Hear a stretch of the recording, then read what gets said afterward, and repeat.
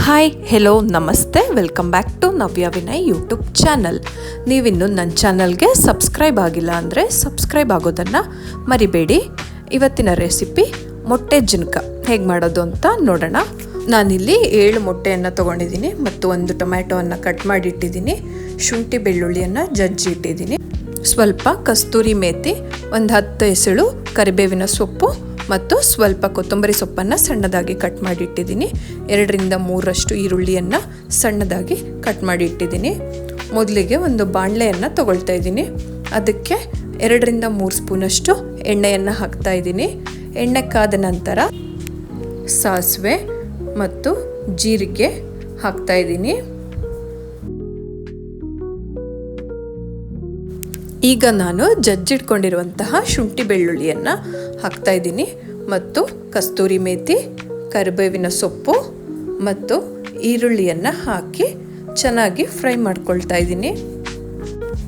ಇಲ್ಲಿ ಈರುಳ್ಳಿ ಏನು ಪೂರ್ತಿ ಫ್ರೈ ಆಗೋದು ಬೇಡ, ಸ್ವಲ್ಪ ಕ್ರಿಸ್ಪಿಯಾಗಿ ಕರಮ್ ಅಂತ ಸಿಗ್ತಾ ಇದ್ರೆ ತುಂಬ ಟೇಸ್ಟಿಯಾಗಿರುತ್ತೆ.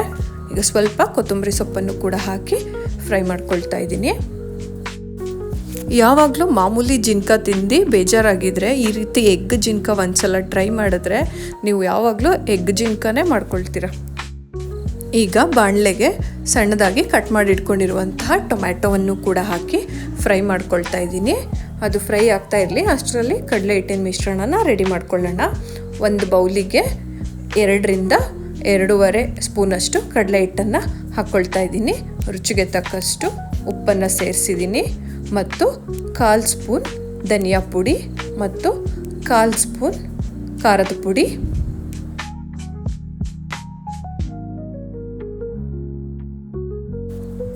ಸ್ವಲ್ಪ ಗರಂ ಮಸಾಲ ಮತ್ತು ಚಿಟಿಕೆ ಅರಿಶಿನವನ್ನು ಸೇರಿಸ್ತಾ ಇದ್ದೀನಿ.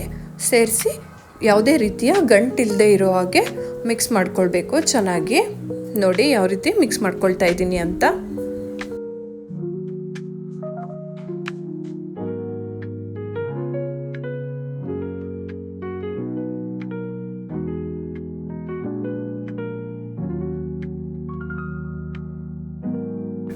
ನೋಡಿ ಇಲ್ಲಿ ಕಡಲೆ ಹಿಟ್ಟಿನ ಮಿಶ್ರಣ ರೆಡಿಯಾಗಿದೆ, ಯಾವುದೇ ರೀತಿಯ ಗಂಟಿಲ್ಲ.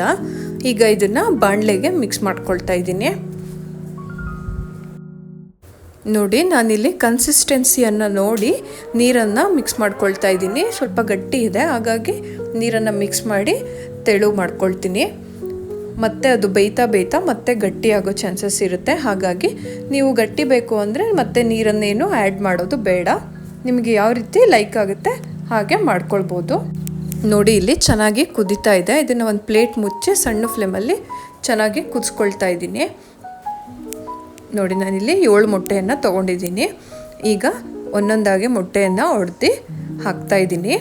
ಒಂದ್ರ ಮೇಲೆ ಒಂದು ಹಾಕಬಾರ್ದು, ಎಲ್ಲ ಸೈಡಲ್ಲೂ ಒಂದೊಂದು ಮೊಟ್ಟೆಯನ್ನು ಹಾಕ್ತಾ ಇದ್ದೀನಿ. ನೋಡಿ ಈ ರೀತಿ ಸಪ್ರೇಟಾಗಿ ಎಗ್ಗನ್ನು ಹಾಕೋದ್ರಿಂದ ಈಸಿಯಾಗಿ ಸರ್ವ್ ಮಾಡ್ಬೋದು. ಒಂದು ಫುಲ್ ಎಗ್ ಕೂಡ ಹಾಕ್ಬೋದು.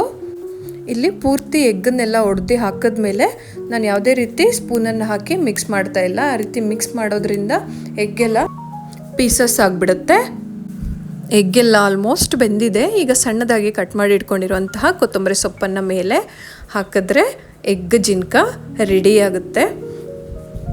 ಬಿಸಿಯಾದ ಮೊಟ್ಟೆ ಜಿನ್ಕ ರೆಡಿಯಾಗಿದೆ. ಇದನ್ನು ನೀವು ರೊಟ್ಟಿ, ಚಪಾತಿ, ರೈಸ್ ಎಲ್ಲದರ ಜೊತೆ ಕೂಡ ಸರ್ವ್ ಮಾಡ್ಕೋಬೋದು. ಈ ವಿಡಿಯೋ ನಿಮಗೆ ಇಷ್ಟ ಆಗಿದ್ರೆ ಲೈಕ್ ಮಾಡಿ, ಶೇರ್ ಮಾಡಿ, ಕಮೆಂಟ್